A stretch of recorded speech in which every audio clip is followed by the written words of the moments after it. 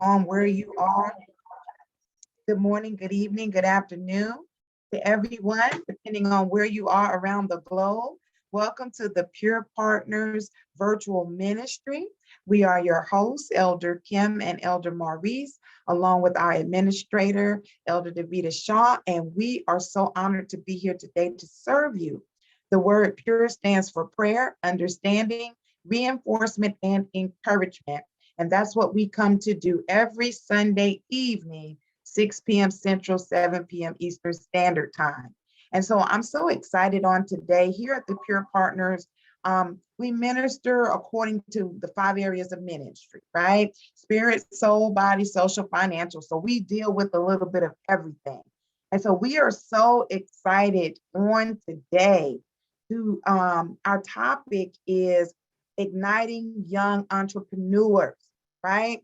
And so the thing about it is we are targeting young entrepreneurs, but if you are an entrepreneur, this is a great opportunity for you to hear and listen in. We're so honored to have these 2 great men of God, subject matter experts, those that not only are living the life, but are sharing the wisdom and the knowledge and the way. So I want to encourage you, get your notebooks, your pens out, get ready, call up somebody to get on here because we are getting ready to blast off. So without further ado, I'm going to turn it over to my husband to introduce our speakers. Greetings, everyone, to the Pure Partners. Like my wife say, usually when we're in club, I will say ping somebody up. But go on Facebook Live and share this awesome teaching on tonight. It is on Facebook Live, so share with everyone you know, because we're going to have we're going to get some great knowledge, wisdom to be better for our businesses starting, or if you already have a business, and to thrive in that business as well. So I don't want to prolong the time. I want to introduce our first speaker. Awesome, man. I just heard him speak a few times, but we wanted to bring him in. I just want to read his bio. Cebien Alty is a cooperation strategist with over 23 years in marketplace, where his authorized include diversity, interest, industry experience across leadership and professional development, real estate development, nonprofit organization, management, in addition to golf management. With nearly 15 years of business, operation, and development experience, Cebien has successfully led various strategic programs centered around clients' relationship management, early career talent programming, DEI talent acquisition and management strategy, designing, learning, and development curriculum and training, employees engagement strategy. Cebien Enterprise Worldwide LLC, Cebien served as the Chief Executive Officer and founder of Cebien Enterprise, which is a for-profit career readiness and talented solution provider. Through Cebien Enterprise, he worked involved bridging the opportunity and talent gap for young Black and Brown professionals entering early careers such as internship and entry-level jobs. Cebien accomplished this by leveraging of their soft skills through professional development training. The SOAR Pro Bootcamp is an extensive series of soft skill professional development workshops available to college students nationwide, regardless of GPA, major, location, or class year. So if you want to learn more about him, we will be posting his business in the chat. But I want to turn it over to our friend, Cebien Alty. You ready, Cebien? I'm good. Can you all hear me okay? Yes. Yeah. All right, good. And that was my short bio. I love it. I love it. I mean, first and foremost, let me just say welcome to everyone, right? But I want to go back a little bit and thank Elder Maurice and Kim Johnson for the invite. I first encountered these folks in person during an in-person event in Atlanta that was being hosted by a dear friend of mine who I met on this social audio app called Clubhouse. And she was having this event in Atlanta, this fundraiser for women who thrive and survive through turmoil and different circumstances. And lo and behold, actually got a chance to meet these two folks. And then in December, Coach MJ, as I know him to be, or you all know him as Elder Maurice, came and asked me, if I'd be available and willing to really serve on this event. And that was in December. And here we are in March, right? And so I'm going to sort of tie this all together, but I wanted to thank you all for one, just trusting in me enough of what you knew to say, we trust you with our audience, right? We trust you with our network. We trust you. You know, when someone comes to you without having deep relationship and they ask for your service, that's a level of trust that it requires. And so I thank you both for your level of trust in me to serve the people. And I hope that I will do justice. And I will tell you all now, I am long-winded. I talk a lot. And so stop me at any point because I do not want to take control. I want to yield to the environment, but I will try to pour in as much as possible to the folks that are listening and watching and those who will maybe rewatch this later on if this is going to be saved, right, and broadcasted out. I want to also go back, and I don't know if it's deaconess, prophetess, or whatever, Shaw, Miss Shaw. I was off screen, and during your prayer intercession, I was off screen, yes, and praising and said, that's it. That's what I needed. And so it's interesting, right, how we don't know what we need until we're in the moment of it, right? And so we're going to talk about some of those things through the session today. And I heard Elder Kim talk about, grab your pens, pencils. This is being recorded as well. And so make sure that you are sharing this out, because I know this is being streamed, right? Share it out, invite your folks into this, because what we are about to share with you is something phenomenal. And I say that, and I say it unapologetically because I put in the work, okay? I put in the work to get to this point. And so I'm no longer going to be that shy 19-year-old who was entering corporate America and didn't know what to do, how to do it, who to talk to, when to talk. No, I am established. I have come to a point where I am now able to give back. And so I jump at every opportunity where I am able to give, where so many gave to me as a young individual seeking the mentorship, the guidance, the knowledge, the information, the support, the yes, right? And so I am here to give all of that back to you. And so if you're looking for that yes, if you're looking for that opportunity, if you're looking for that mentorship, that guidance, I will tell you now that it's here, it's arrived. And I am not giving you lip service. For anyone who has heard me speak, I am not about the fluff. I am not about the lip service. If I say I am available to you, I am available to you. And so it is up to you what's availability, what's resource, what's access, what's opportunity has been given to you. It's up to you to take that responsibility, take that opportunity, take that open door, walk through it, and do what you have to do.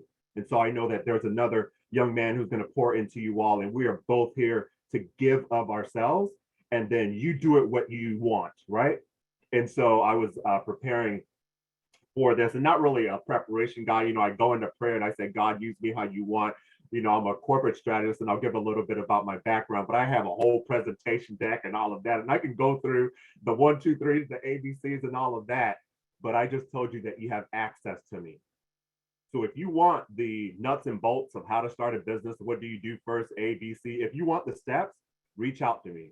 I'll give that to you. I'll walk you through it. Literally, I'll say, call this person, do this, register here, pull this paper. I'll do all of that if that's what you're looking for. But reach out to me. What I want to focus the conversation in my limited time here with you all today is about mindset when it comes to entrepreneurship. I was on social earlier today and stumbled across a piece of content that was really talking about getting out of our own way. And I shared that mindset, right, is one of the biggest hurdles for me that I encountered as an entrepreneur or just as a career professional when it comes to accomplishing and going after our goals, right? The silent voices, right, in our head that tell us, no, you're not qualified enough. You're not ready yet. You don't have the credentials. You don't have the skill set. You don't have the network. You can't, you can't, you can't. And so if we can get our mindset right, especially for those of you who are wanting to go into entrepreneurship or you're in entrepreneurship and you're trying to break to that next level, whatever that next level is for you, once that mindset shift happens, then endless possibilities rush in, right? Let me stop and do a little bit of an intro coupled with what Elder Johnson did, and then I'll jump into the discussion topic. And so as you heard, my name is Cebien Alty. I am a corporate strategist, and that is actually a thing. And so what I've done to sort of minimize that is throughout my 20-something years in the marketplace, I came into corporate America at the age of 19. And so that's why I have so much experience. A lot of people, when they hear 20-something years, they're like, oh my God, you don't look that old. I'm not. I just came into, the career space a lot earlier, and most of that time was spent collaborating with some of the biggest brands, right, around talent management, acquisitions, and programming. So basically, what I did was I was that person that worked with these big corporations, strategized, came up with programming, and helped bring young Black and brown folks into early career opportunities. And so for me, a few years back, I still saw a missing void in the market of young folks, young Black and brown folks, right, wanting access, wanting opportunity, but didn't have the right GPA. Maybe they didn't have the right major, or they weren't in the right location to get access to these opportunities. And so I branched off from my career and formed my own organization where I now give complete access to professional development to young folks who are looking to enter into early career opportunities. And so without boring you too much, if you want to learn more about that, or you know of a young college undergrad or recent graduate or emerging professional who's looking to get into that next level early career opportunity and needs that development, needs someone who knows the inside conversations that go on, then tap in with me. I do say tap in with me on LinkedIn. You can search me by my first and last name, and you'll get all that information. And then you can go onto my website and all that good stuff. But now that that is out of the way, my proudest accomplishment is being a father. So I got to throw that in because my kids are everything to me. Let me just tell you all, like, and again, this is everything that I do. I'm a big family guy. I'm one of 7. I'm the oldest. I'm Caribbean. And so family is a big thing for us, right? And so as a father of 3, 2 sons and a daughter, my daughter's the middle, and then I have boys on either end. Everything I have done up to this point is for them. I have shifted, right, where I am no longer doing for myself. I am now at the stage of building legacy for the 3 Black faces, right, that I am raising. And so alongside their mother, right? And so with that said, any opportunity, like I said, that I get to talk to young folks, especially the young folks that look like us, the young folks that look like the faces of my children, I jump at it. I do not say no. And so when we talk about, creating pathways and, taking advantage of opportunities, one of the things that I want to talk to you all about is making sure that you remove this limited thinking, right? As a young professional, I thought I was sort of, I was grateful, that's the word. I was grateful to have had an opportunity to enter into the space of corporate America at the age of 19. And I'm this young Caribbean guy, and, I'm in it. And I thought I was it. I thought you couldn't tell me nothing. I'm like 19, 20 years old, got my first corporate job. I'm it. I'm going to do it. And lo and behold, working hard, top performer, doing what I needed to do, and thought that that was going to be enough to get me to where I needed to get to, whatever that get to was. I didn't know what the get to was, but I said, I've heard if you work hard, right? You apply yourself, right? You always perform, you go above and beyond, that everything else will fall into place. Not so much. I did all of that. Worked hard, head down, did what I needed to do. It only got me to a certain point. And so the reason I'm really making sure that that sinks in is I want to dispel, especially for those of you who want to go into business or are in business, dispel the myth that if you just apply yourself, do the hard work, keep your head down, give your customers what they want, come up with a good business model, deliver to the people, that is going to be enough. That is not enough. You've got to show up. And when I say show up, you've got to show up in the ways that might be uncomfortable for you. You have to show up in the ways that you might have thought you never had to. You will have to show up and have conversations, both great and difficult conversations as a business owner. And the most difficult part is showing up for yourself, right? Showing up for yourself and holding yourself accountable. And so when I talk to young folks or young entrepreneurs or those who want to get into entrepreneurship or become a business owner, I say, hold up, hold up, hold on. Entrepreneurship, are you sure that's what you want to do? Or do you like the glitz and the glam and the sexiness of it all, right? The appeal of it all, right? The attractiveness of it all. You're thinking about the money, you're thinking about the autonomy, your flexibility, the freedom, right? The not having any boss. I'm my own boss. I make my own schedule, my own decisions. If that's what you're getting into entrepreneurship for, then I want to stop you right there. Entrepreneurship is probably the hardest role, the hardest job, the hardest hurdle and obstacle that you will have to overcome. You will have to apply yourself in ways that you never thought you would have had to apply yourself, right? You might be saying, well, wait a minute, Cebien. We're here for you to give us the good stuff, the good advice, and get me stirred up and want me to go out the next day and start this thing. You will. Just hold on a minute. You will. But I'm also about reality, right? Are you sure that's what you want? Are you sure you're willing to not just have one boss, but depending on your business model, have 20, 30, 40, 100, 1,000 different bosses, depending on your audience size or who you're served, right? Are you sure you're willing to have those sleepless nights? Are you sure, along with that 10, 15, 20, $30,000 client, that you're willing to answer midnight calls and texts, emergency emails, responding to the DMs, the multiple contacts back and forth, the hand holding, the disappointments of them not holding up their end of the bargain? Are you sure that you're willing to accept all of that? That you're willing to accept not having the quality time that you need to have or you want to have with family, right? Sacrificing the first few years of not taking a vacation because you've got to put in the work.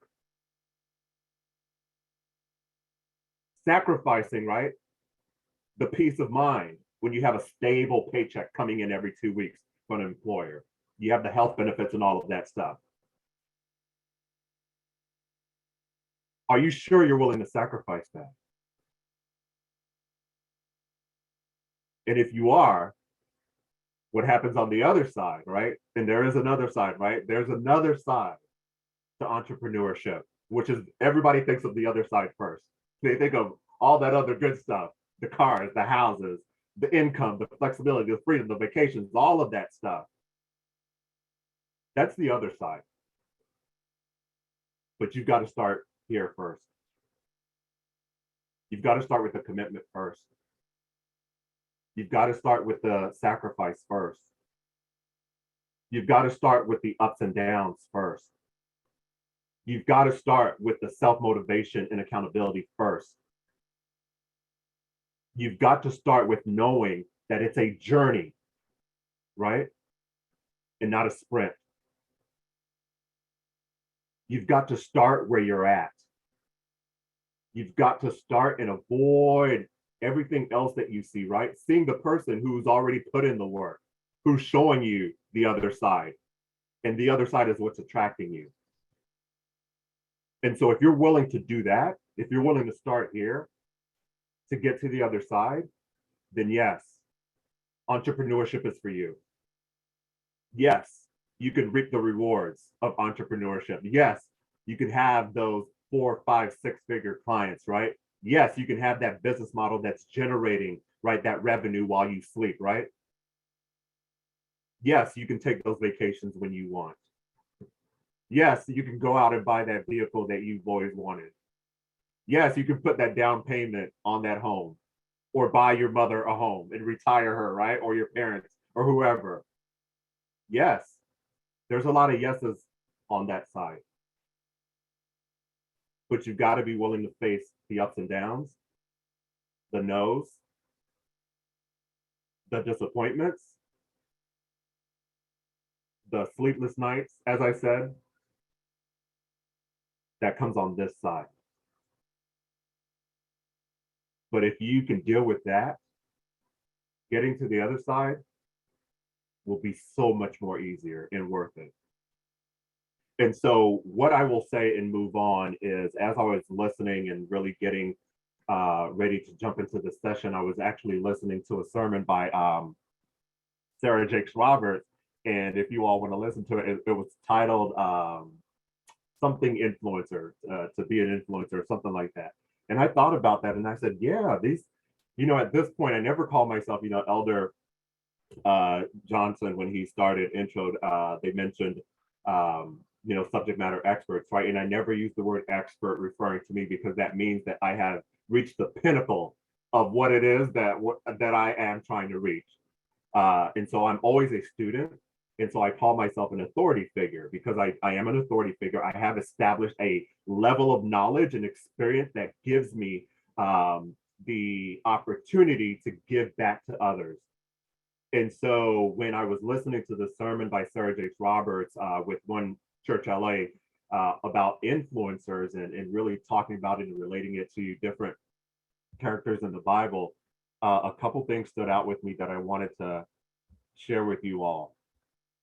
And so as she was talking, one of the things that stood out is making sure that we recognize in anything that we do, right, as an influencer, that we, she went through several things, but one of the things that stood out is when she said obedience, right? Obedience is such a critical piece of mindset, especially for those of us who are believers and who are walking by faith. And I can tell you also stories like I have been in moments where I'm like, I don't see who, what, when, where, how, but God, right? There's always a but God for us believers. And that's the great thing, right? No matter where we are in our journey, we can always say, but God, right? And so as I was listening to this, I said, yeah, I've been at those points. And having obedience and yielding to that obedience when God says move, and you not saying, I'll move, but what about A, B, C, D, E, F, and G? No, that's not obedience. Obedience is when God says move and you say yes and amen. That's it. Because if God tells you to move, if he gives you that business idea and he says, Cebien, move, Maurice, move, Elder Kim, move, your response is yes and amen. Forget how, who, what, when, or where. That's for him to handle. And you might say, well, Cebien, this sounds good. And it's, I want some of that tangible stuff.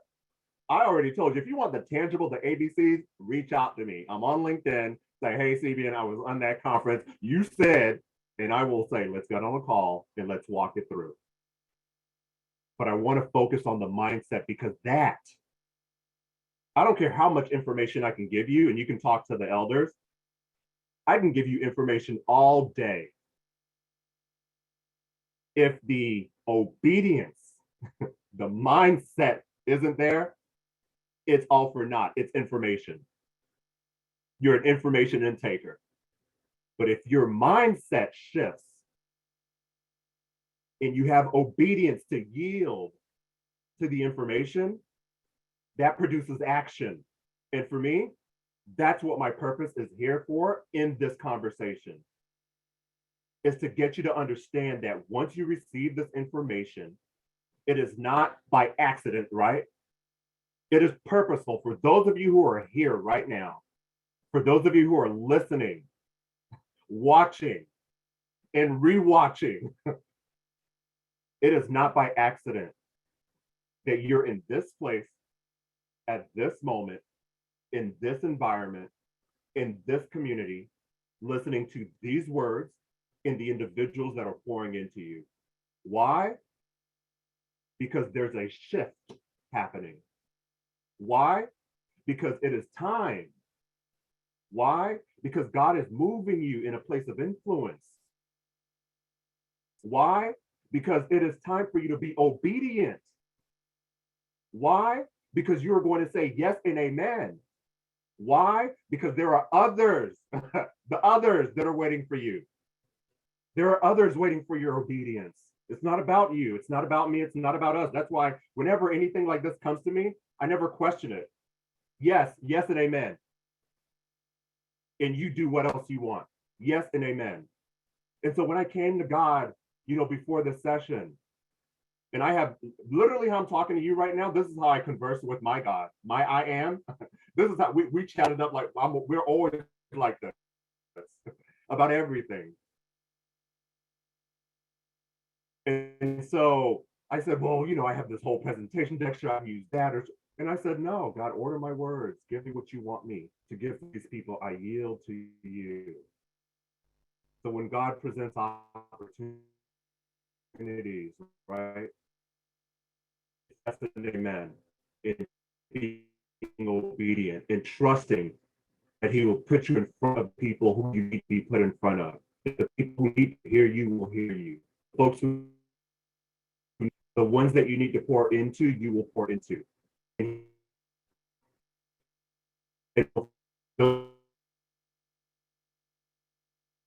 idea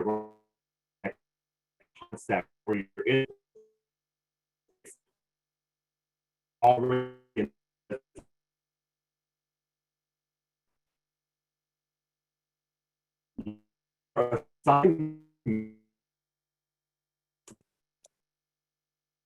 Okay, did he go out? Okay, I think his connection was bad. Can you all hear me? Okay, all Yeah. right. Let's give him a minute and see if he's coming right back in. Wow, what a great kickoff to this. Hey, and the enemy don't want us to have this information, but it has been so good. Is he back yet? Okay, Yes, he's back. he's back. Okay, Cebien, can you hear me? Let me see. I don't see him. Okay. Cebien, can you hear me? Can you hear us? yeah. Okay, we can't see your picture though. Can you all hear me okay? We can hear you now, but we don't see your Can you, picture. yes. Can you hear us? Okay. Yes. Okay. Are you able to turn your camera on?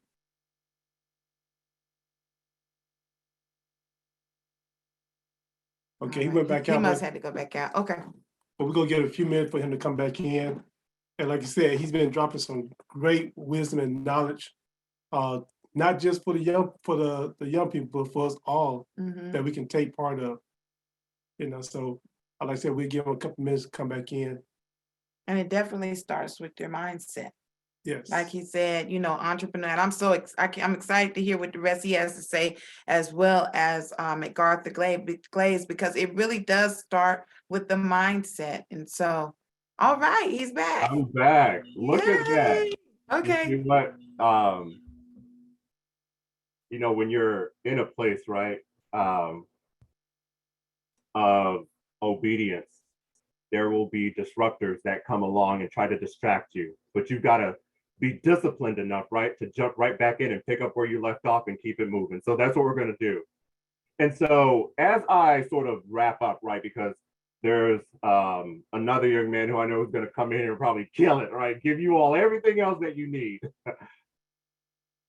I want to go back and make sure that you all understand how important mindset is to this journey of entrepreneurship and being a business owner and being ready, right, to go along on this journey, to understand that when God gives you that concept, that idea, it's not because it just happened. If God gave me an idea, if God gives me a concept, if he gives me a framework, you know what that means? Remember in the beginning, for those of you who are here, I said when I first met elders, they invited me to this opportunity, and it was because they trusted me enough to do what I needed to do with their audience and their community. And so I want you to think about that when you have an idea, a business concept, or you're in business and you want to take it to the next level and you have all these different strategies that you want to implement. Those are not just coming to you just because. It's because God trusts you enough to be obedient to the concept, the idea, the frameworks, the strategies, to take action and move. And so there's no, I'm not ready. I don't have the skills. I don't have the network. I don't have the knowledge. I don't have the influence. None of that needs to exist when an idea pops into your head. The mere fact that it is downloaded to you, and I can't stress, my God, I can't stress how much I need you all to get this. The mere fact that you can think of a business concept, whatever that is, or a strategy to take you to that next level, the fact that you can actually think that means that God knows that you are equipped to be obedient, to take the actions, to move, and allow him to do the rest so you can reap the rewards of that. So never question when something comes to you, never question whether you're ready enough or prepared enough or knowledgeable enough or educated enough or skilled enough or have the access or network or influence. Never do that. Never question that. It's yes and amen, and leave the rest up to him. Move. Move. And he will do it suddenly, right? And swiftly once we start moving. This was in December. And here we are in March. And I remember back in December, I was like, oh, okay, I've got some time. I can prepare. I can do whatever I need to do. I'll just. And here we are suddenly, March 6th. It's happening. And my time is almost done. That's how quick God can move, right? Something that might seem way off, or we're like, yeah, I have enough time. I can, plan it out, or I can do this and I can do that. I can wait. But imagine if we just move when God tells us to move. Look how swiftly and suddenly that he can transform and provide resources and provide access. Before this session, you all didn't know me. I didn't know any of you all, right? But now suddenly we're connected. Suddenly you know a little bit about my story. Suddenly you have the information that I needed to share with you. And if you want, then suddenly we can be on a call and we can be having conversations, and I can be pouring additional value into you, or mentoring you, or advising you, or guiding you, or giving you the support that you need to get to that next level. I am a strategist. That's what I'm hired to do, to think. And so my mind works that way. It's operations. I break things down so you can understand them in the way that you need to understand them so you can consume them and take action. And so, like I said in the beginning, I talk a lot, and so I'm not going to take up McArthur's time. I'm going to give this brother his audience right now. But I want to tell you all that you are in a good place. You are in a blessed place. The mere fact that you want to go into business, or you think you want to go into business, right? Or you have an idea, or you're there and you're getting to the next level, you are in the minority of folks, right, that are saying there's better, there's greater, there's more for me. I want to do for others. When we go into business, it means that we want to do for others. We want to give others a product. We want to give others a service. We want to give others whatever it is that our business, our services is provided or designed to give them. That is a selfless act. So I thank you all for being selfless, whether it's currently or in the future. And if I could be of any value and support to you, and like I said, I really mean that. I work with a lot of young folks, a lot of young professionals, and I work with mid-career and some executives as well. And so when I say you have access to me, you have access to me. So yeah, when you text me, I'll respond. If you message me, I'll reply eventually, right? But now you have access to me. And it's not that I'm all of that or anything, but I am who I am, and I stand firm and confident in that. And what I have to give, if it can support you, I will give it to you, because I want to see all of us win. Because I told you in the beginning that I am now in legacy building mode. I have 3 young, beautiful brown faces, right? Black faces, right? That I have to leave a legacy for. So I have no option but to say yes and amen and move. And so I thank you all for this opportunity. I hope that this has set a foundation, or at least ignited or reignited a mindset shift that you need to go into or continue onward with your entrepreneurship journey. And I know that the elders will share my contact information, so I won't go over that. But I commend you all for your selflessness, your bravery, right? And the good success, right, as we say, that you are going to encounter, and or you will continue to encounter as you say yes and amen and remain in obedience and move and leave the rest up to him. And so thank you, Elder Johnson. I appreciate it. I hope this served the community. I'll go ahead and stop there, hang around, and answer any questions at the end. Thank you.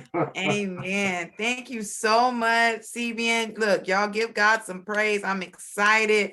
He laid the groundwork dealing with that mindset. We know we cannot answer everything in a day, but I truly believe that the Lord used him to lay the groundwork, because it really begins with our thought process. And I just want to say one thing before, and we will have him after McArthur Glaze is done. We will open up for questions and comments, and you all can give your questions and ask your give your comments. But I want to say something about Cebien. When I joined Clubhouse for 3-4 months, I only listened. I never talked. And I was in rooms like the think tank, rooms with 200-300 people in there. And these were professionals. I went in different rooms just to learn. And the wealth of knowledge and information that was given was amazing. But I'm going to tell you one thing about Cebien that I saw. I only heard his voice. His voice is so distinct. You can't miss it. He was so professional. He was so thorough. And he didn't make people feel stupid.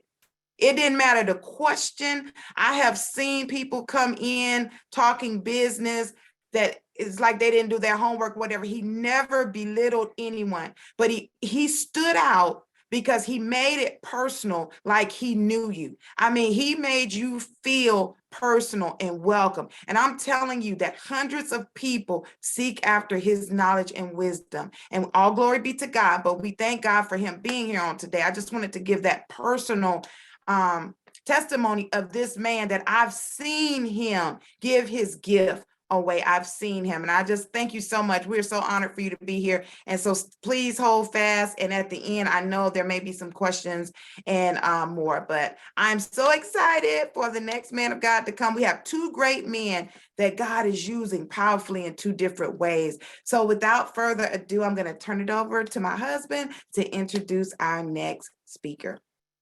Man, I feel like I've been knowing this brother right here forever, and we only known each other probably 2, 3 months. But I thank God for him, McArthur Glaze. I want to go ahead and read his bio because I don't want to waste no time because this man, he's ready to rock and roll. He's locked and loaded.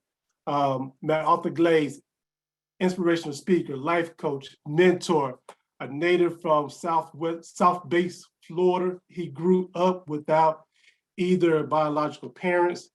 He rebelled against traditional educational system as a teenager. McArthur's sensitive and understanding of plight of children journey in wrong direction is real. This allowed him to speak directly into their situation with clarity and thought-provoking wisdom, creating a call of consciousness for today's youth. McArthur currently volunteers at prisons and jails where he worked to instill hope in youth and adults. McArthur resides in Dallas, Texas with his beautiful wife and their 4 beautiful children. And I'm gonna let McArthur expound on the business that he does, also the different programs that he got as well. So Mac, I wanna go ahead and turn it over to you. Yeah, good evening. Good evening. Can y'all hear me? Yes, sir. Yes. Yeah, I am excited to be here. Cebien set a fire in the room. I got to try to put it out. Yeah, that bio is, it's kind of an old bio.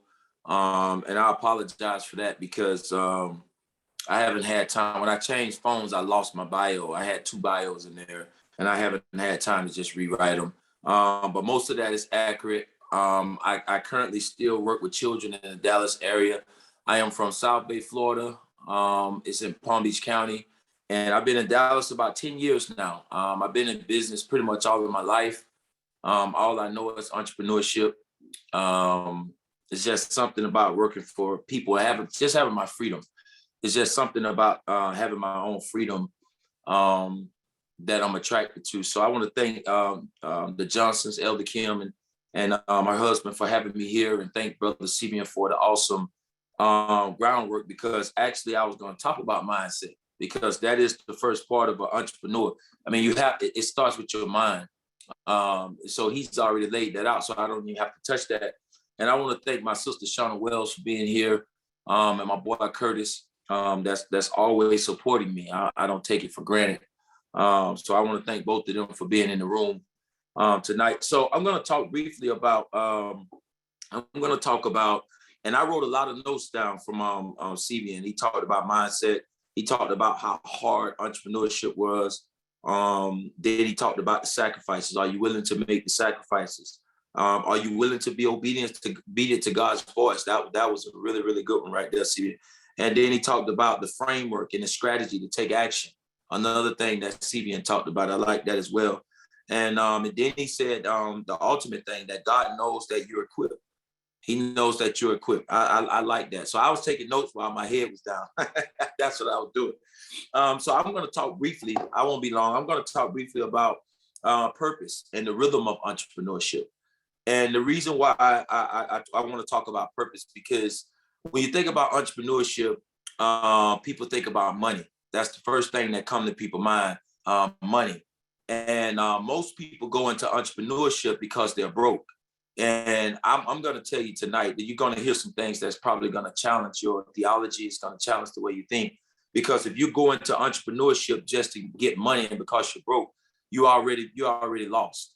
Because you shouldn't go into entrepreneurship for money or go into entrepreneurship because you're broke. Now you might say, well, what do you mean? Entrepreneurship is about money. No, it's not.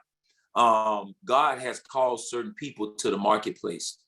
So for me, it's going after your purpose, because if God hasn't called you to the marketplace as an entrepreneur, it's not going to work for you. You can have a certain level of success, but you're not going to have the impact that God has designed the true person to have, that he's called to that place. So you can make some money, but it's not about money. It's about making an impact on the lives of the people that God has sent you to make an impact on. It's about bringing a product, being innovative, being an inventor, bringing something to the marketplace to serve people, to fix a problem. So it's all about purpose for me. What purpose has God put you on this earth for? Why did God put you here? And when you find your purpose, the money will follow you. I'm gonna say that again. When you find your purpose, the money will follow you when you find your purpose. Now, one may say, I don't know my purpose. How do I find my purpose? Okay, that's a great question. And I'm glad you asked, because your giftings are a sign of your purpose. What are your gifts? What gifts did God give you? This is a sign of your purpose. One person can sit on an office and just be attracted to numbers. Why? Because God may have called them to be an accountant. So they love accounting. So they love being in the office. One another person, they want to work with their hands. Maybe God has called them to be in construction. Maybe God has called them to be a mechanic, own a dealership or something like that. So you have to know what your giftings are. I'm a speaker. Les Brown is a speaker. Tony Robbins is a speaker. They are gifted. People say gift the gab. They're walking in their purpose. So another thing I would say is this. People say run behind your passions. I'm going to tell you, don't run behind your passions. You run behind your giftings, because your giftings is the thing that's going to bring the money to support your passion. What do you mean? Like I just said, you may be gifted to speak. So, but your passion may be to work in an orphanage. So you use the money from speaking to fund your passion for the orphanage. So you don't run behind your passions, you run behind your giftings, because your gifting is the thing that's equipped you. You're equipped. You're already equipped. You have to hone your gift. You have to develop your gift in order to be successful. But for me, it's all about purpose. That's all it's about. What did God put you on this earth to do? What did God put you on this earth to build? What area or what environment that God put you in to shift? That's what it's all about. And when you discover that place, I promise you, money will run you down because you're good at what you do. Tony Robbins don't have to worry about his phone ringing. Les Brown don't have to worry about their phone ringing because they're gifted, they're good at what they do. So the money will follow you. And then I want to talk briefly about the rhythm. When you talk about entrepreneurship, there's a rhythm to it. Just like when you're dancing, just like salsa dancing, or just like hip hop dancing, or just like whatever, stepping, R. Kelly made step in the name of love. Don't act like y'all been saved all your life. Step in the name of love, and there's a rhythm to it, right? Growing up, I never could dance. So I used to sit on the wall when we went to, the school dances. I stood on the wall and I was like, trying to be hard. Like, man, ain't nobody with that. And try to make it look like those guys was lame or green. But all the while, I just could dance, and I didn't want to be laughed at because I could never catch the rhythm. And that's a laughing joke in my house right now, that I just can't catch the rhythm, right? There's a rhythm to it. So what do you mean? What does rhythm and music has to do with entrepreneurship, McArthur? This is what it has to do with entrepreneurship. Brother Cebien has already said it. He talked about the framework and the strategy. So the rhythm is just the system that you create around the business that you run. It's just your system. Robert Kiyosaki said it this way. He said, if you have to be present, you just own a job, not a business. You own a job. You don't own a business, because if the business can't run without your presence, you own a job, and so you're not a business owner. You're not a business owner. You just own a job. So you want to go from being a business, from owning a job to a business owner. A business owner, the company can run while you're not present. The company runs while you're asleep. So you develop, so you get in rhythm. There's a rhythm to it. Cebien talked about the hardship. There's going to be a lot of hardship. There's going to be it's a process, because you're not going to jump off the porch and automatically your business is going to go from zero to making $500,000 the first year. There's a process to getting to that $500,000 or whatever your goal is. There's a process. It's just like the intern that walks into the company fresh out of Yale, fresh out of Baylor, or fresh out of Florida A&M, if you want to use the HBCU, whatever school that they went to, Southern, Grambling, wherever they came from.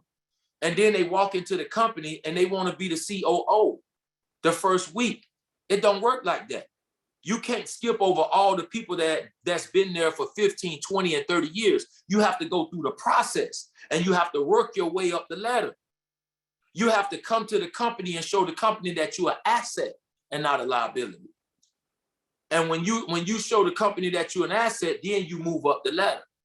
But people want to just jump in and instant gratification. So you have people that I call, ooh, Lord have mercy on me. I call them entrepreneurs. They're schizophrenic entrepreneurs. Because if something don't work in 30 days, they jump to the next business. If something don't work in 60 days, they jump to the next business. How many times we've been on Clubhouse and we go into these rooms where there's a room where they say collaboration. Like Unicorn Mike, he has a collaboration room. Elder Kim mentioned the Black Think Tank. And somebody will open their mic and they'll name 7 companies. And then at the end, they'll say, well, I'm at my 9 to 5. And then they'll name 7 companies. And I'm confused by that. You have 7 companies and you still have a 9 to 5. Something is wrong. You're schizophrenic. You're a schizophrenic entrepreneur. And the reason you have 7 companies because you are not a postal stamp. And that's the problem. As an entrepreneur, you have to learn how to be a postal stamp. What do you mean a postal stamp? What does that have to do with entrepreneurship? You have to stick on something until you arrive. You have to stick on something until you arrive. That means you have to work the business. You have to sacrifice in the business. The ups and downs of the business. Sometimes you're going to have to stay up while everybody is asleep. You got to work while everybody's out shooting basketball. You have to work while everybody's at the frat party. You have to work while everybody's going to the Christmas party, while everybody want to go to Maui. Everybody want to go to the DR. You got to say, I'm passing. I don't want to go to the DR this year. I'm gonna sacrifice, make a commitment to my business because I'm doing what I have to do now so I can do what I want to do later. I'm trying to get to my goals. And so right now, I'm going to sacrifice the trip. You guys go out and have fun and have a good time. I'm going to sacrifice the trip. And if you do that at the young age that you are, you'll be 25 years old and some of those same people that played around at 12, 13, 14, 15, they'll be working for you because you made the sacrifice and you caught the rhythm of entrepreneurship. You created a strategy, a system around your business that bring what they call mailbox money. But I don't even want mailbox money because the mailbox is only too big. And I don't want that to contain my money. I want digital money. I want digital currency because those numbers can't be stopped. So I don't want mailbox money. I don't want a bag. They say, get to the bag. I don't want a bag. There's only so much money can go in the bag. And if it's a brown paper bag and it get wet at the bottom, the money gonna fall out. So I want digital money. I don't want the bag. So you have to create the rhythm to your business and surrounding your business. And the last thing I want to talk about is once you find your purpose, once you create the rhythm or find out, catch the rhythm of entrepreneurship, then you have to learn how to hire your money. What do you mean hire your money? How do you hire your money? Your money should be your greatest employee. What do you mean by that? I didn't know you could hire money. Your money should be your greatest employee. But what do you mean? You have to invest your money so it can work for you. What we do as entrepreneurs, sometimes when we get our first check, $5,000 or $10,000, we want to go out and buy everybody else's name. We want to buy Louis, Fendi, Michael Kors. We want to continue to buy other people's name and put on our body instead of buying our own brand and represent our own brand. Because it makes us feel like we've arrived. It makes us feel like we've arrived to wear a certain name brand on our backs. You haven't arrived until people are wearing your name brand, until they're lining up all night and sleeping overnight in night bags to get your name brand. Until then, you haven't arrived. So you have to hire your money. You have to invest in the stock market. You have to invest in tangible assets, real estate. God ain't making no more land. Real estate gonna be here. It's not going nowhere. Even if you want to buy real estate in the metaverse, study that. Buy real estate in the metaverse. You want to get into precious metals, gold, silver, palladium, platinum. You want to buy tangible, hard assets that you could turn into liquid at any time. It's not about just making money. It's not about that. It's about hiring your money. It's about investing your money. Make small investments, $10, $20, $30, small investments. It don't have to be big. And once you catch the rhythm of investing, then you increase your investments.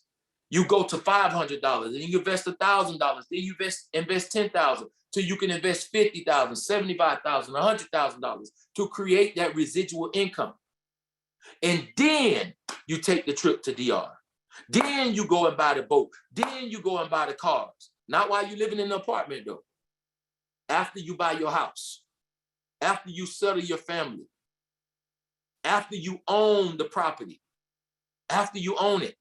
Not even renting a building. You may have to start off, if your business is in a physical location, you may have to start off renting the building, renting your spot. That's fine.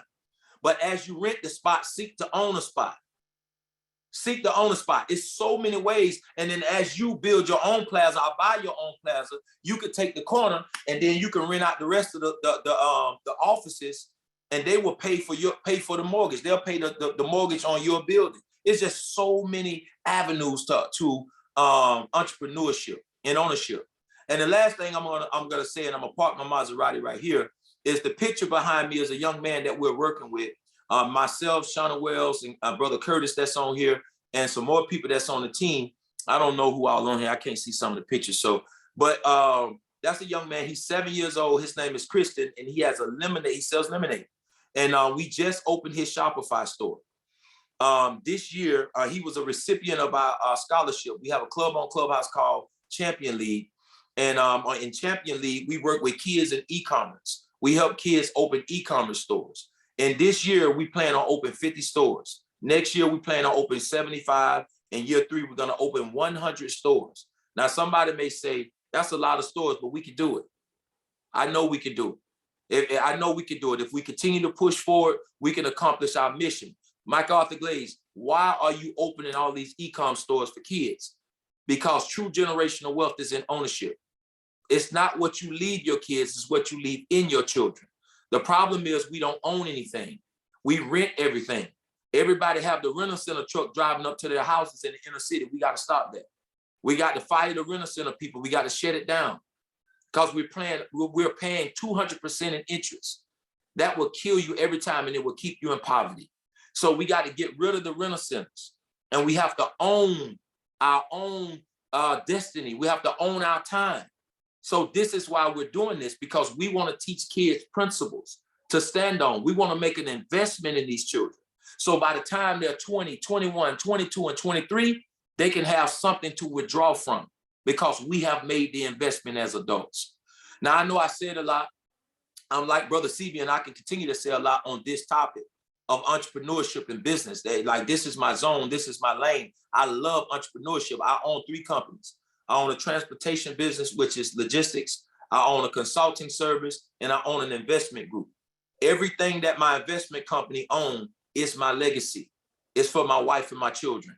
So if I fall dead today, everything that's owned by Glaze Investment Group, which is a holding company, my wife and kids are good. All they got to do is pull out the spreadsheet and they do what they need to do with that. So we have to look at legacy. That is real legacy. Real legacy, real generational wealth is in ownership. So it's from entrepreneurship to I'll take that back. It's purpose, it's entrepreneurship, it's catching the rhythm, hiring your money, and then it's true generational wealth. My name is McArthur Glaze. Thank you guys for allowing me to be here, and thank you for listening. Man. Wow. It didn't take McArthur, and that's one thing about McArthur. It don't take him long to say nothing, to start a fire. You know, he can start a fire in a minute. But we want to go ahead and get to questions and comments. Like McArthur just said, you got to catch the rhythm. You know, it's a rhythm. And like me and my wife, you know, we just said, you know, about catching the rhythm in our business. You know, as peer partners, consultant, coaching and consultants. You know, we're not gonna have all these other, you know, we're gonna perfect this thing right here and get good at this. You know, we're not gonna have, you know, everything else, like McArthur said, and still working out 9 to 5. You know, and so McArthur, a lot of things you just said, man, I'm just waiting to hear what everybody else got to say right now. So we do want to go ahead and open up to questions and comments. If you have questions or comments for Cebien or McArthur, after my wife speak, and then you can ask the question or comment. Amen. Well, everything so awesome, MacArthur. That was just what I love about it is your desire to see the young people grasp this at an early age, because many of us are just now getting this. And so the fact that you're sowing into the younger ones, and even and we can use this information ourselves because we took our own notes, but it's so important just what you're doing, and even just looking at the picture of the young man, because we got to understand that they are our future. I love what you said about the rhythm and understanding what is the rhythm. And then I love when you said about being the postal stamp, you know, that what we do, you know, it'll stick, that we can stick to something. Because to be honest, what I've seen too, a lot of times we go through life and everybody's like, what is my purpose? That's what we hear so much in when we're coaching people or counseling is everybody, they want to know what their purpose is, And then when they feel like they have a purpose, you go after that. But then if it doesn't happen like yesterday, if it doesn't turn around, you know, in 30 days, you know, it's like, okay, well, it's not working, because a lot of times we were not really taught the process. We were not really taught what it takes to grow through the process, or we weren't exposed to the right information and the honesty about it, because TV puts things out there, or social media, as if these people blew up overnight. Can you speak to that? Because I think that has a lot of influence, especially even talking to the young people. Sometimes they see things and they think, oh, this is too easy. I know what I'm going to do, blah, blah, blah. And they run out there because social media makes everything look microwave ready. Like you can have this tomorrow. Right. And so they're chasing that thing that they're seeing on social media, but without having the knowledge and understanding about the process. Even because what I notice about this generation, for a lot of us that are older, they think we're too slow. They think that, you know, our process is old, worn out, tired. You know, they don't want to go our way. We're boring. We're tired. Can you kind of speak to that just a little bit? I think you're on mute, McArthur. Oh, I was actually, were you talking to me or Cebien? No, I was talking to you. Me? I'm sorry. Oh, okay. The thing that I think young people need to understand is that social media give us sound bites. And it's just sound bites. And then you say they think we're old, right? The good thing about it is, though, you know, when you put food in the crock pot, it tastes better than when you put it in the microwave. So I'm glad to be old. You know what I'm saying? That means we're seasoned. That means we sat in a while. My pastor always make the joke and say that you guys don't know what real grits are. He said, because y'all eat microwave grits, you like to throw them in the microwave. And we live in a microwave generation. Some of it I do understand, especially for African Americans, because we've had the foot on our neck for so long. And when it's almost like somebody has held us up under the water for so long, and you're fighting for breath. You're fighting, and when you finally come up for breath, and because you almost died on the water, and you're fighting to just catch your breath, the oxygen is just getting back to your brain, and then somebody else over there saying, "Come help me."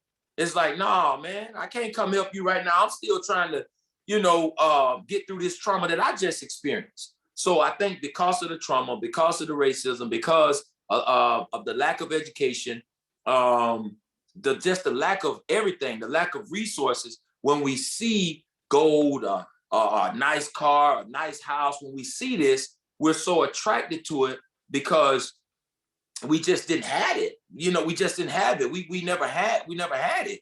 And so now all of a sudden I see it. Like for me, For years, I ate cereal with water. It was just cereal and water. So now when I finally got to the point where I could just buy a quart milk all the time, you can't pay me to go put no water in cereal anymore, right? You can't pay me to go back to that. So I think it's imperative, it's critical that we convince young people that it is a process. Cebien didn't get to where he is. If he tell you, it probably took him years to get there. Despite of the education he had to work his butt off. And you could tell by the way he shared that it was a fight. It was a fight. You could just listen to the way he shared. See, I listen to what people are not saying. And I could tell by his passion that he had to fight to get to where he is. You know what I'm saying? You had to fight. And we don't see all the work that Beyonce put in behind closed doors. We see the finished product. We don't see all the nights that Michael Jackson didn't get to go outside and play with the other kids. And see, one thing, since I'm on Michael Jackson, this is why you see an adult Michael Jackson will put a circus at his house. And you'll see an adult Michael Jackson that will go out and get kids and invite them to the house and run around and play hide and seek, because he never had a childhood. He was trying to recapture what he never got because of the sacrifice that him and his father them made so that he could be successful and be the Michael Jackson that we all love now today. So that's a great question. I don't know if I did a due diligence. Maybe Cebien could do it better than me, but it's definitely a process to being successful. Amen. That was so good. And I wanted to, even with Cebien, then we're going to open it up for everyone. We put both of the Cash Apps in the chat box if you want to be a blessing to these awesome men of God. But Cebien, even on that point, we wanted to pose it to you as well. How do we relate, even in us trying to communicate this message to the younger generation? Because they think a lot of our stuff is outdated. And there is a responsibility we have to be able to relate to some degree to them. What are some ways that you found that works to be able to communicate this powerful information in a way that they get it? And it's not that, oh, that's just, back in the day. Have you experienced that? Would you share on that? Yeah, I mean, I think I love how McArthur laid it out, right? But I think we're doing it here.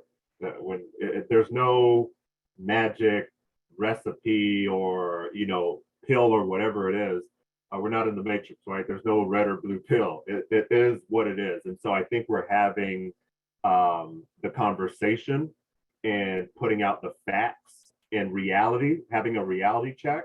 And sometimes, you know what?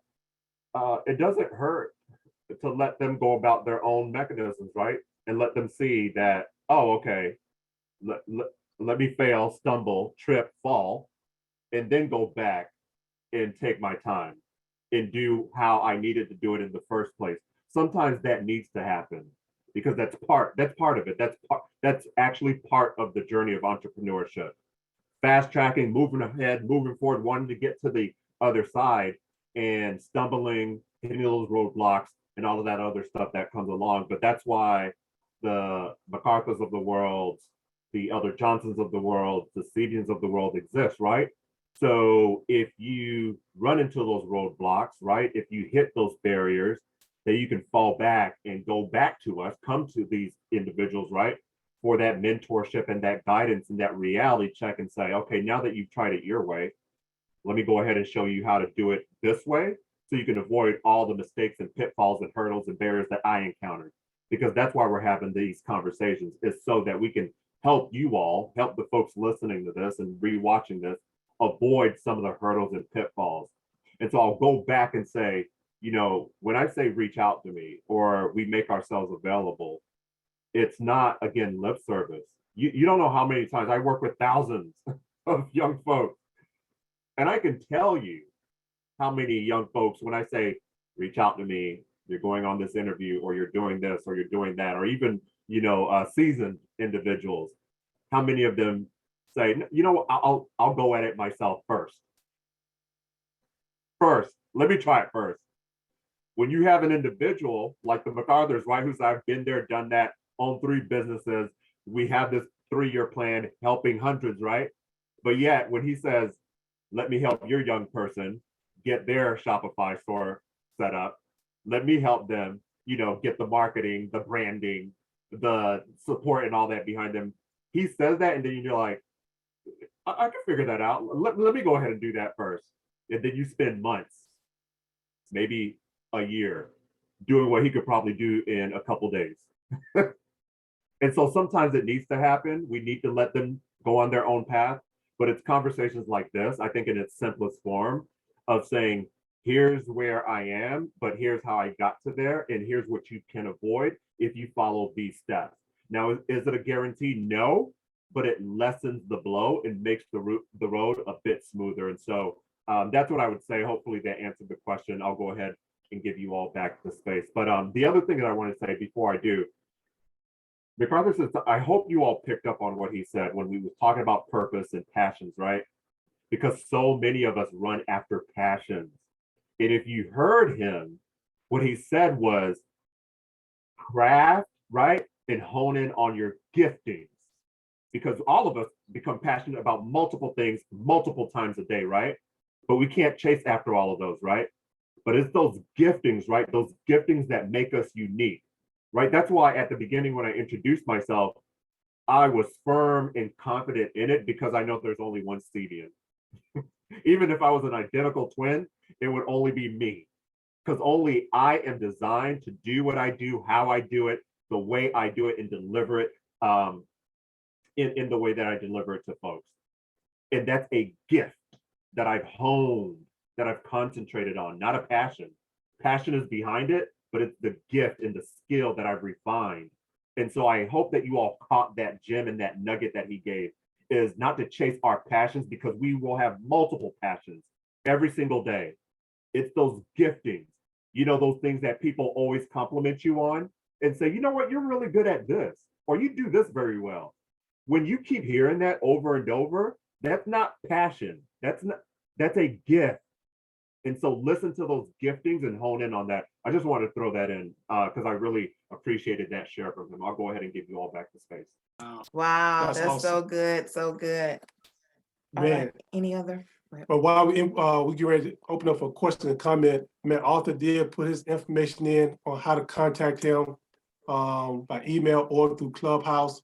We put Cebien. Yeah, and we did also put Cebien's information on there as well. We get ready to open up for question and comments. If you have a question or comment, you can bring yourself off of mute to ask the question or make the comment, or you can put it in the chat. So the floor is open now. I want to say something really quick, Coach. I have another young lady that we've been working with. I didn't know she was on. She actually just texted me, T. Butler.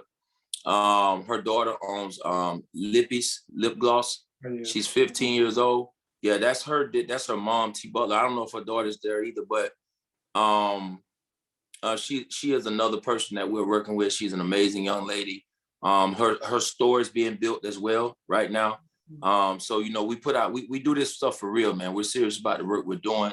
I actually went to an event they was at last Sunday, I think it was, and even though it's not about me, it's not about me.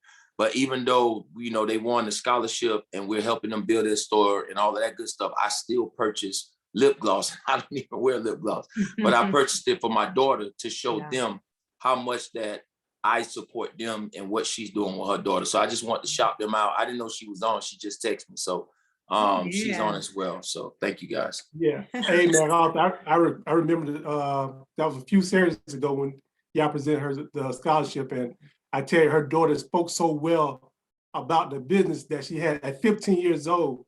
And so I really admire what she's doing at 15. Wow. So Ms. Butler, if your daughter want to come on and share anything, please let us know. She just opened up the mic. Go ahead, Ms. Butler. Hey, McArthur, I appreciate you. Let me turn on some light. I'm in the dark. Hold on one second. Okay, there we go. Thank you guys so much. Thank you, McArthur, for the gorgeous shout out and everybody on speaking. Honestly, I saw McArthur put out the post, and I'm a very supportive parent myself. So I just said, let me just see how I can get in. So I was on audio at first with the phone, and then I hopped on my Zoom because I do have the Zoom app.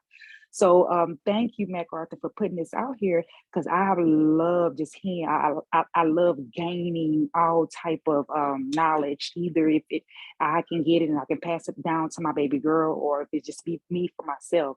So I appreciate this conference, this Zoom that you guys are having tonight. But as far as sometimes I say it's not all about me, but I come in these they call it the clubhouse streets, to speak about my baby girl and what it is that she do because of her age. But when she is available, I do let her speak. So I'm gonna let her get on the mic really quickly and let her, she will be telling, no mama, no mama. No, you in front of people, here you go, here's the mic. There she goes. Okay, can y'all hear? Uh-huh. Yes. Yes. Okay, there we go. Yeah, sitting there. What's up, friend? Hi. Is speaking? Can you tell us what you do? kind of I business sell lip gloss. I sell facial cleanser, rose water. I sell lip scrubs and bonnets and lip gloss, if I haven't already said that. All right. Yeah. Awesome. How long have you had your own business? Since 2020, September of 2020. And that's it. And this is at 15 years old and have our own business as an entrepreneur. So we want to just say congratulations on what you're doing. Also, congratulations on receiving the scholarship with MacArthur, what they're doing. Yes. And we wish you well. And I want Thank you. I want some lip gloss. So could you put in the chat? Can you put in the chat how we can reach out to you to receive the lip chat? Okay. Okay, I'm gonna put my Instagram and my website. All right, Awesome. thank you. Thank you. You're welcome. Wow, so good. All right. Yeah. Now we want to go ahead and open up for questions and comments. You may take yourself off of mute at this time.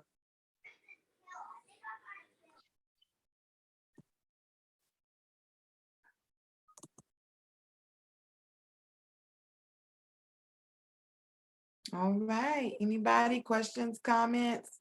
You've got I wanna- wisdom. Go ahead. I just wanted to say this was amazing, and I really enjoyed MacArthur Glaze and Cebien Alty. This was really wonderful, investing into our future. So as they invest into these young people, that is our future, and they're passing the mantle down and not allowing them, like I believe one of them stated, some of us had to kind of struggle through the process. We didn't know who to go to. We didn't have the avenue. So I just thank and praise God, because we have some true entrepreneurs leading the way for our future. So God bless you all. It's been great. Yeah. Thank you, sis. Awesome. And Diane, you have a statement. Is that right? Yes, and a question to one. I'm sorry, guys, I kind of joined a little bit late, but it's been a dream of mine, and I've been working hard behind the scenes to build my own medical company. And when you're talking about healthcare, it's like a total different monster. Because of the laws, the regulations and stuff like that. So I know on the line tonight, I've seen a lot of conversations as it pertains to retail, but I wanted to know if you guys knew anything as it pertains to the medical world.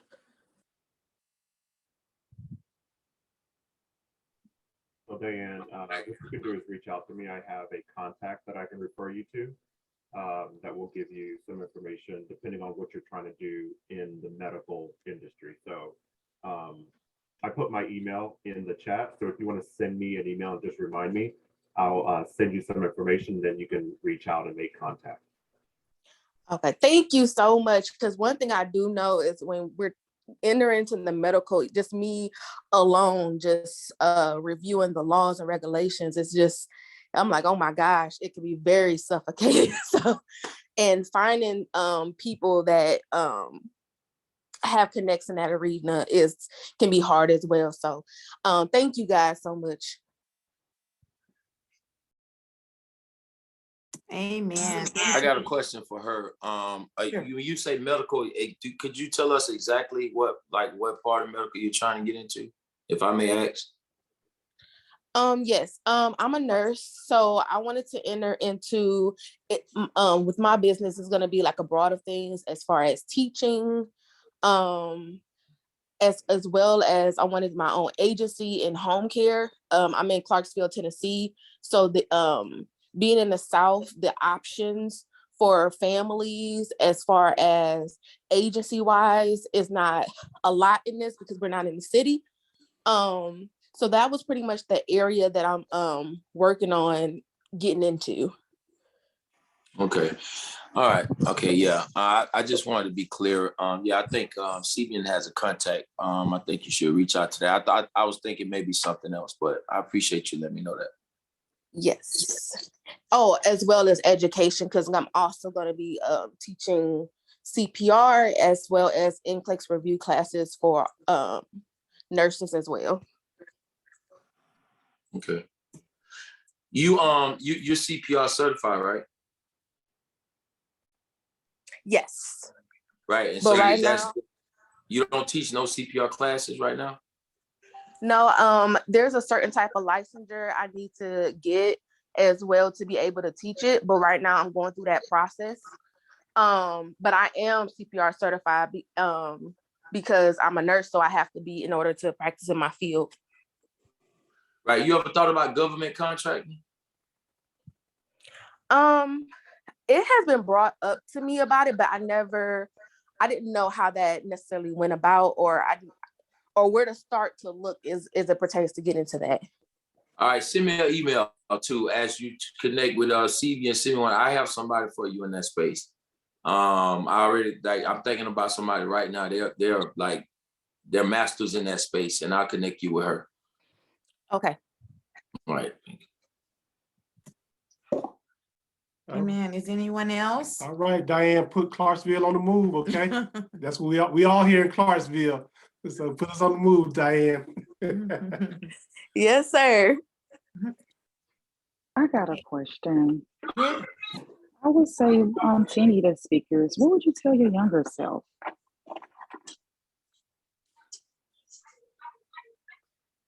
Who's the question? It doesn't matter. What would I tell? What would I tell my younger self? Uh-huh.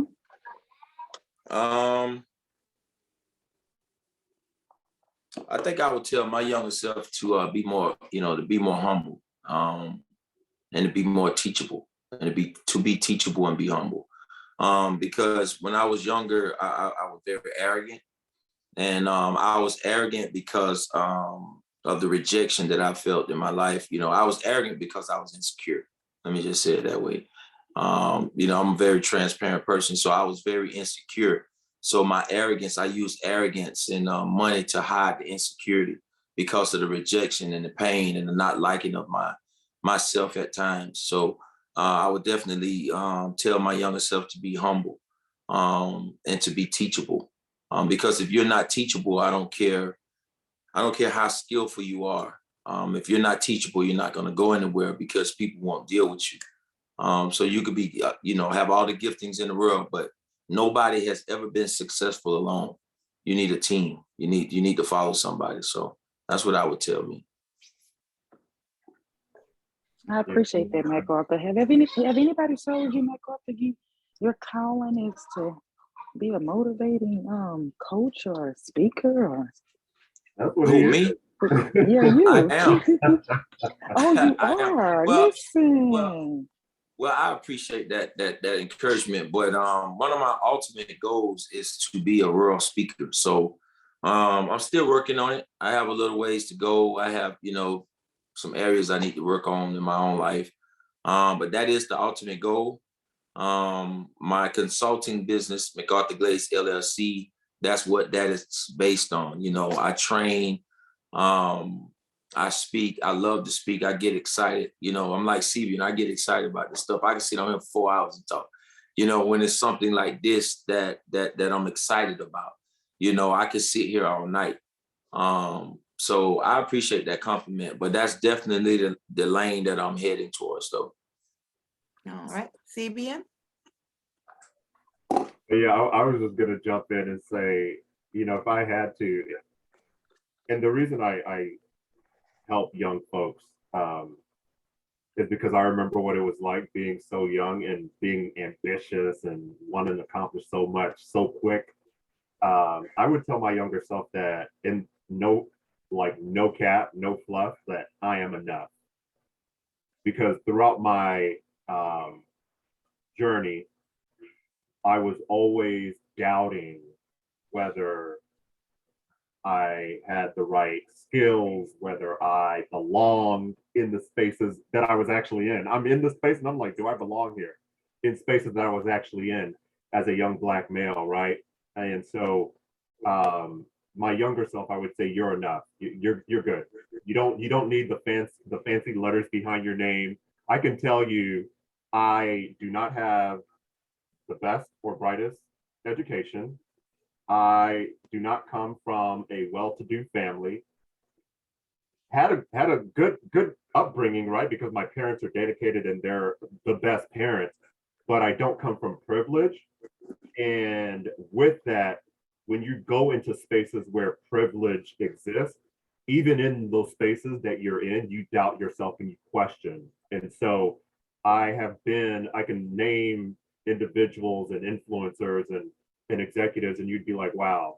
And I stood in the rooms with them and had them make decisions on plans and strategies that this little Caribbean immigrant, you know what I'm saying, at the age of 3, who came to the US, was pitching to them. And so I would say that I am enough. And so that's why I said, if you have an idea, a concept, or that gift, right? It's not just because. It's because God knows that you are equipped enough to handle that responsibility, and he trusts you enough to take that gifting and whatever that is that he's given you to run with it. And all you have to do is say yes, amen, and then put in the work and then leave the rest up to him. Amen. So That's beautiful. Absolutely. Thank you. Absolutely. Thank you. On point. Anyone else have a question or a comment? We have one, but we're gonna see if there's anyone else. Can y'all hear me? Yes. Hey, Daryl.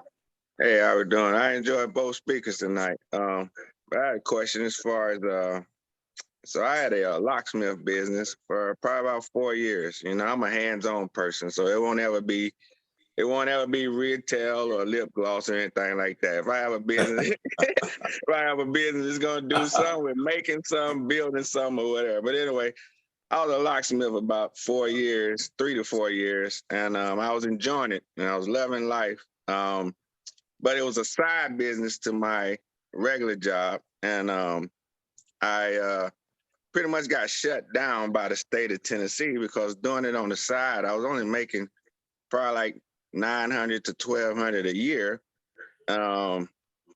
But the state came with a license that wound up charging like $600 a year just to certify that you are legitimate and all that. So that like shut me down halfway. So I felt there was no value in it anymore. But I'm getting that entrepreneur, what you call it, itch or feel again. I'm loving these drones now, and I'm in class to try to get my drone license. And also, I'm looking into how, the recovery business. I see all these cars and stuff on the side of the road, and I just, I have at heart to help people. And I feel like the towing and recovery or just the general purpose on your insurance where it says, recovery and towing. I want to get into one of those or something. But between the drones and recovery, the 2 questions I have for you all is just one question is, how would you secure your business against like a state coming in and just, taking all, like cover yourself financially from being able to keep going if you get, one big lump, because we got to work under the state or the city that we're in. And then number 2 is what is a good research tool that will allow me to check into these drones or the recovery business to see which one would be a better venue to go? Cebien can answer first. Yeah, so the drone recovery business is not my area of expertise. So I would probably say, since I'm assuming, right? Because that's of interest, you probably know of some local folks that are doing that. And so I would probably tap into those local folks and ask them, how they got started. And actually, you can just go to your local council and ask them about it, and they'll tell you the resources and what you have to do to get it up and running and the licenses that are required. The other part of your question, which was talking about really protecting yourself against the state, I need to understand a bit more what you mean by that. But when you talked up front about the license fees, et cetera, that's all stuff that shouldn't be and I don't know how it worked with your locksmith business, but when it comes to annual fees and dues and all of that, that stuff shouldn't catch us as business owners by surprise. And so when you're setting up your business up front, your licenses, your registration, and all of that, you should know, or you have upfront what it will cost to renew every year. And so I guess I can explain Go to ahead. you. Yeah, go ahead. Yeah, what happened is it was the locksmiths were out doing business, and then there was a Channel 5 Investigates, which runs out of Nashville. It was for a good purpose. They were finding out that locksmiths were charging women, they would say like $39 on the phone. And this woman is in distress. So when the locksmiths would show up, they would bump the price up to $89 because they see a baby on the back seat and the lady's crying. And so locksmiths were being crooked in the big city of like Nashville. And so the news Channel 5 Investigates did a big article on that about locksmiths changing their prices. So what Tennessee did, they came out with a thing that said, okay, you're no longer a locksmith, just your business. We need you to certify with the state of Tennessee that you're a locksmith also in their registry. And that was like a $500 fee that they wanted annually to do that. And like I said, when you're working on the side, that one just kind of caught me off guard because that was added after I had started my business. Yeah, I get it. And so for something like that, that's something that you couldn't predict that's going to happen. And we can't predict any shifts that are going to happen like that in business. And so it's really just making sure that there's always some type or level of contingency. You know what I'm saying? A backup, quote unquote, plan of just in case. And that comes with, I know you were only making $900 to $1,200 a year because it was very side hustle, side business. I don't even like to use those terms, side hustle. I hate that. I hate saying just a business. Let's call it a business. But I would say for you, now that you've experienced that, if you do decide to go back in business, with either of these or both of these things that you want to pursue, and I take a step back to make sure that you really want to pursue them, and it's not just like MacArthur was saying, a passion, but you said, I have a heart to help people, but is that how you actually want to help people, or you see it as a lucrative business opportunity? And so those are different. That's when you get in, you make the money, you get out, and you're on to the next. But what I would say is make sure that you set up some type of backup plan as you're getting funds in, allocate a percentage of it to emergencies, right? And so that would be, I mean, I'm going to let MacArthur come in because he probably has some wiser words of wisdom. But for me, that's my default, is to make sure that you're putting something, I don't care how much or how little you're generating, but taking a portion of whatever's coming in after you paid whatever you need to pay in and put a little bit aside for those emergencies. Because if you even making $900 to $1,200, even if you were taking a little bit or whatever, putting it aside, you probably would have had a little bit of cushion, and you maybe would have had to add maybe 100 or 150, 200 more to pay that fee to keep your business intact. And so hopefully that helped. I'll go ahead and give MacArthur an opportunity to jump in. No, that was good. I guess for me, first of all, whatever the laws is in the state, county, there's nothing we can do about it. You know, we have to abide by those, right? That's the first thing we got to get out of the way. The second thing is, you say you was making $1,200 a year, right? Honestly, it's not that. It's $1,200 a year is just a waste of your time. It's not even worth your time. $1,200 a year, it's not worth your time. I would say find another business.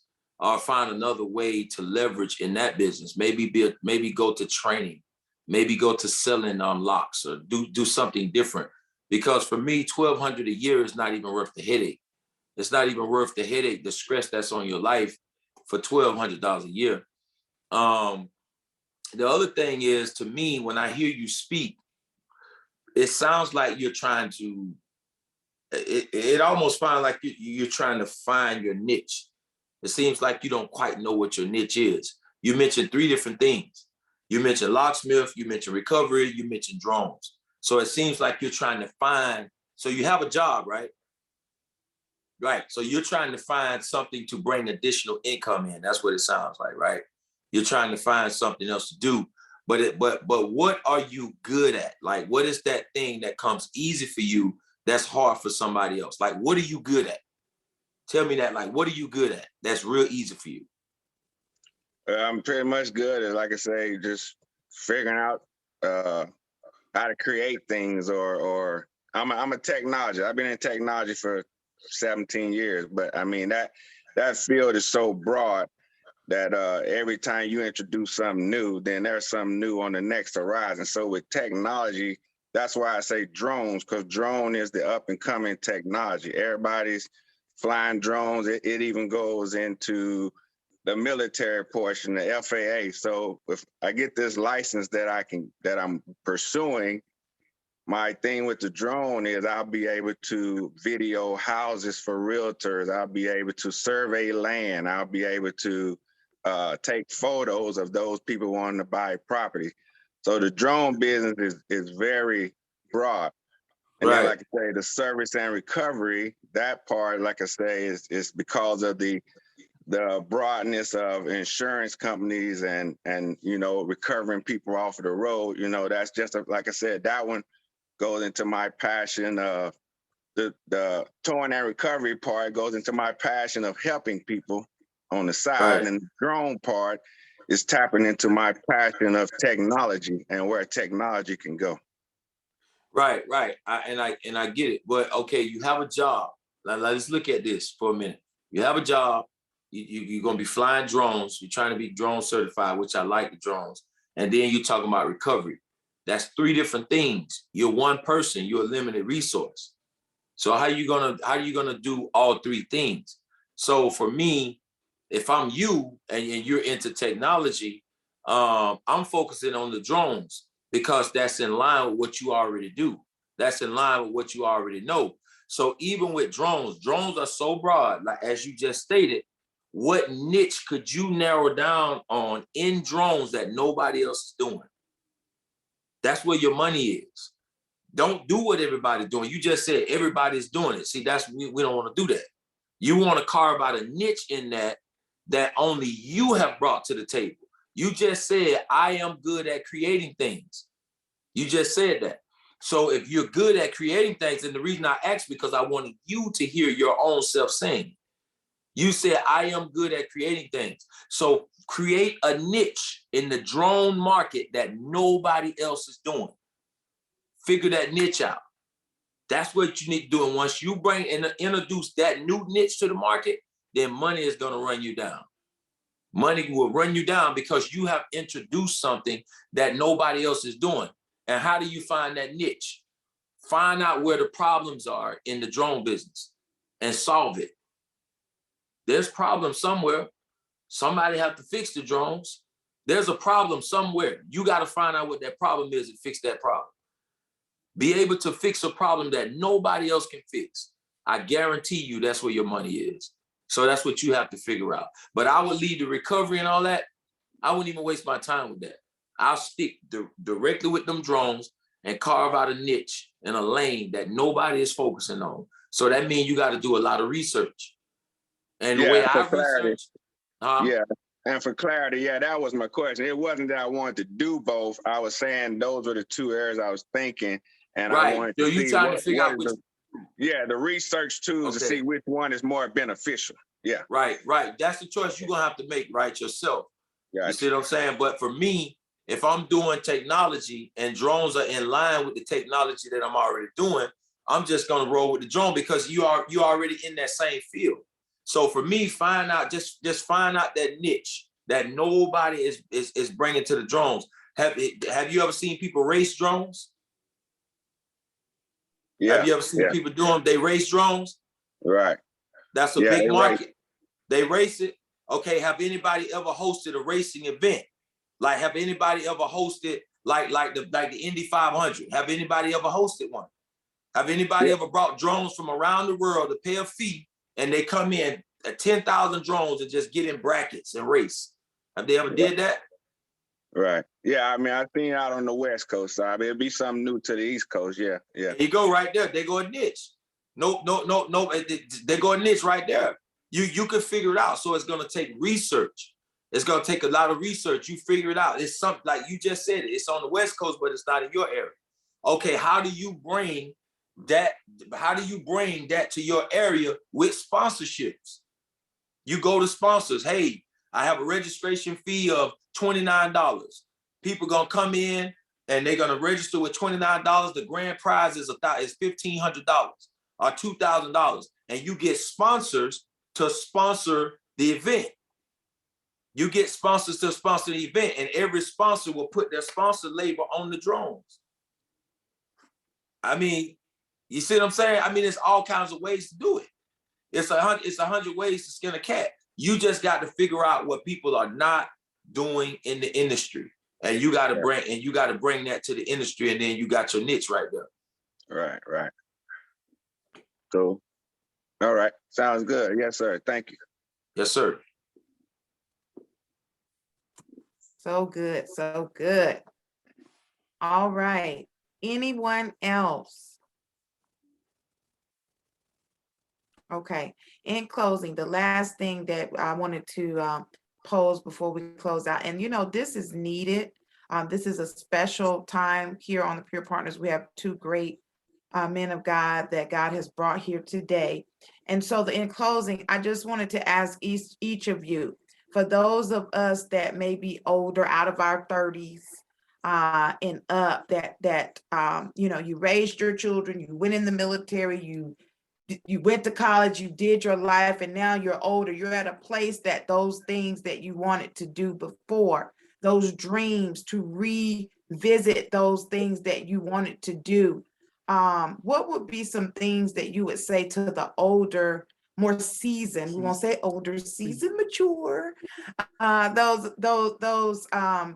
in entrepreneurship, that it's not too late, and just maybe some ideas of how to revisit those things, or to find yourself. Let's say you were, I don't know, you were a pilot for 30 years and you only did it to make money, but now you really want to do what's in your heart to do. How do you now, you may not even know the new technology and new things are up. Can you give just some words of encouragement or just some quick words of wisdom for those of us that are more mature, that now want to go back? And I'll use myself for an example. For many years, I wanted to play keyboard for years, but got busy with raising kids, working, all of this, put it off for years. Now is the time I'm revisiting the thing that I know was in my heart to do. So I'm using myself as an example, but what would be just some quick words of wisdom you would give for those of us that are older who desire now to seek out those things that we've dreamed about? Cebien, you can go. I'll go out to Cebien. All right. Yeah. I think one of the things you said caught my ear, Elder Kim, when you said that it's not too late, right? And so again, I'll go back to if it's given to you, if it's downloaded to you, that means you're equipped, regardless of where you're at. And so using you as an example for someone who is passionate about learning the keyboard, right? That means that one, you're either going to do one of a few things. You're either going to go out and get someone who is experienced and an instructor to give you the knowledge and show you how to do it, or two, you're going to research and train yourself, or reignite some of those skills or basic knowledge that you have, and then you're going to bring someone else to take you to that next level. And so I think it's important because I think MacArthur talked about hiring our money, right? There comes a point where we have to be able to invest in ourselves, and that's time, money, energy, and belief, right? And so for the older folks, I would say, depending on where you're at, right? And that those gifts, and I'll go back to the word that MacArthur used, those gifts that you know come very naturally to you. Really understand what those gifts are, what you want to do with them, if anything, and then what it's going to take for you to turn those gifts or those giftings into a service, a business, or whatever it is. And then from there, you decide what resources you need, what mentorship you need. I would say what business coach or consultant you need that will help fast track, you know, the road and the traction that you need to get into market and start, you know, delivering. And so I would say, one, make sure that you revisit exactly what those gifts are and if it's really what you want to do, whatever that is, and then decide what it's going to take to get you to that next level. And then it also requires commitment. And so if you want to go back and really learn how to play the piano, then you've got to either educate yourself enough to a certain point while you've identified an instructor, right, that you want to train you, and you know their fees and you know the commitment of the program, et cetera. And while you're training yourself up, you're saving along the way. And when you get to that certain point of, okay, I'm ready for the instructor to come in, then you invest, right? You invest in that instructor, that consultant, that coach, the advisor, to then take you the next step. Because I think MacArthur said it, we never get to success alone. I don't care how successful you are, you didn't get there alone. I sure didn't get to. I had tons of people help me, and so there came a point where I can get myself to a certain level, but then I had to tap into folks who were more seasoned, more experienced, had larger networks, had larger influences, and all of that stuff to get me over the hump. And so hopefully that helps. But it's never too late. You just have to make the commitment and then do the research, see what you need, and then try to get yourself to a certain point, and then tap in to those subject matter experts, to use your words in the beginning, to take you along to the next step. So I'll go ahead and turn it over to MacArthur. Man, I can't say nothing better than that. Yes, you can. Yes, you can. Oh man. This is what I'll say, man. Colonel Sanders, who started what we know as Kentucky Fried Chicken, KFC, he started it at 65 years old. So it's never too late. If Colonel Sanders could start KFC at 65 and become a multimillionaire, it's never too late. As long as God is giving you breath in your body, it's never too late. It's never too late. God, the gifts and callings of God are without repentance, as the Bible would say it. So you still have your gifts. So, you know, like God told Moses, what's in your hands? Use what's in your hands. It don't matter. You still have your brain. You still have your energy. You know, you still have that fire in you to be successful. So you could do it, you know. So what's in your hands, use what's in your hands, irregardless of, you know, I think one key, going back to what Cebien started off with, he talked about mindset. It goes back to the way that you think. If you think it's too late for yourself, then it's too late, if that's the way you think. So you have to tell yourself that it's not too late. It's not too late. It's never too late. And a lot of times we feel like we've passed our time. But at 65, he started KFC at 65 years old. And when you study his life, I mean, he was a lawyer. He did all kinds of other stuff. And he failed at all that stuff. But he was successful at 65. So you just have to keep on, to me, you just keep throwing the dart until you hit the bullseye. Just keep throwing the dart until you hit the bullseye. And if you keep on throwing it, one day you're going to hit bullseye. Awesome, awesome. Well, thank you so much. I threw myself out there as an example, but I received some messages in the chat, so we can do this. We can do it, whatever it is. Thank you guys so much. And she already know that her husband got to support her back, so she already know whatever she put her mind to, she's going to do it. Amen. But Cebien, I want to first say thank you for taking this time out. Awesome.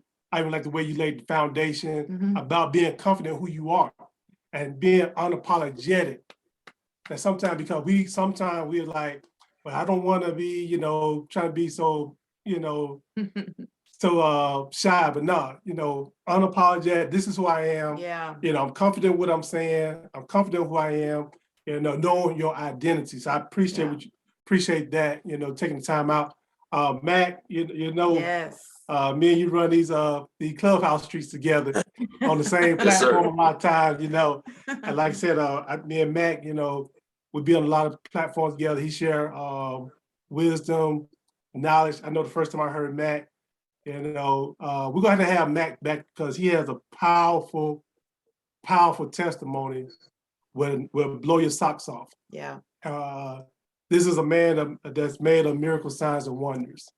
I tell you that, I don't want to tell it, but we're gonna have to have him back to share his testimony.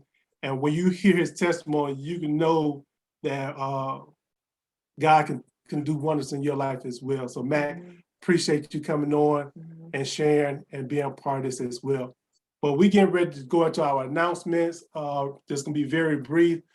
We getting ready to turn it over to our awesome, dynamic administrator, Elder Davita Shaw, to do our announcement.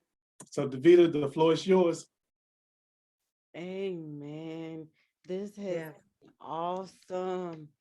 Awesome. Yeah. Awesome. We thank God for the information that has gone forth on tonight. Kudos to our speakers tonight. Very good presentation, very good information. Thank you guys so much. And we're going into our announcements. So on next week, meet us back here at 6 p.m.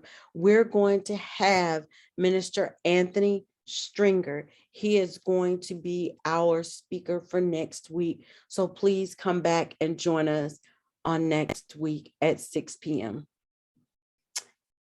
And also Transformation Tuesdays on March the 8th at 7 p.m. Our own Kim Cherian Johnson is going to be part of this awesome platform, Transformation Tuesdays. And so we want you to join us on March the 8th at 7 p.m. It's going to be via Instagram Live. And she's going to be talking about her story and her book. And so we want you to please tune in on Tuesday, March the 8th at 7 p.m. Yeah. All right. This is one of my favorite announcements. But before I make this announcement, we want to thank all those that joined us on yesterday for the Fortified Marriage Couple Retreat. I tell you, it was amazing.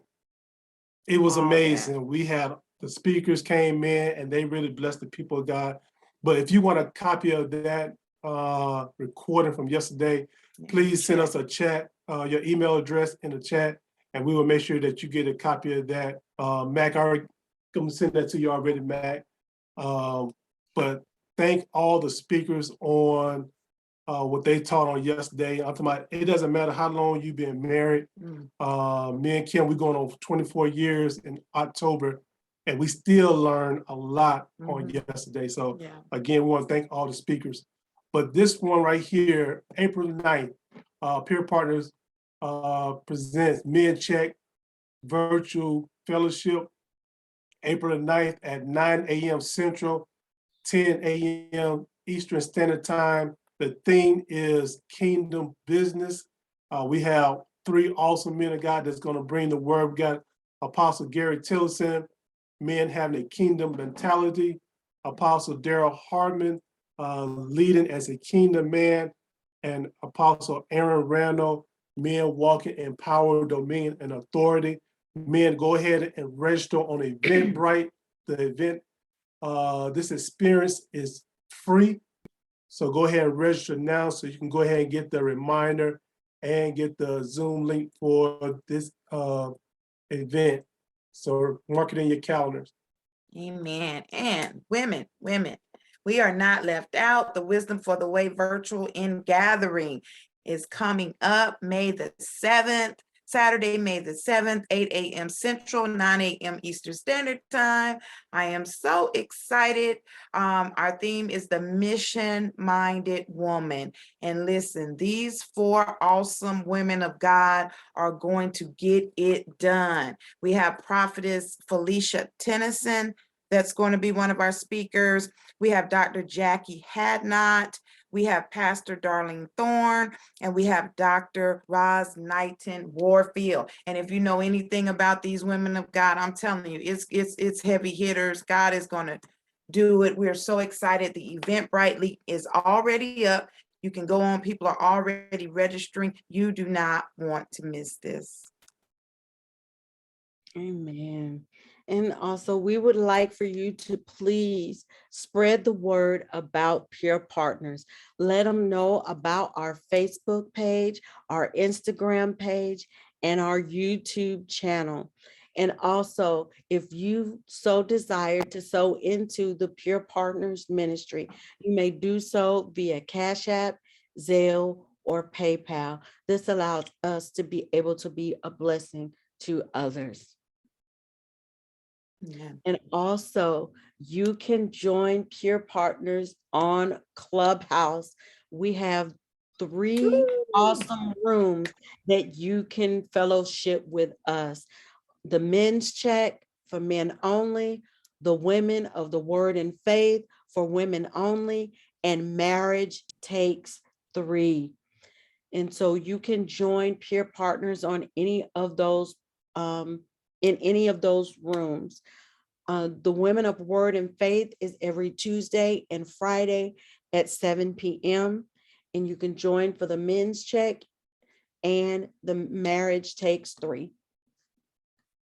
And just to add to that, the men chat room is every Tuesday, and the Marriage Takes 3 is every Saturday at 5. 5 p.m. Central Time. Right. And also, it is our pleasure to pray for you. That is what the P in Peer Partners stand for, is prayer. And so if you have a prayer request, you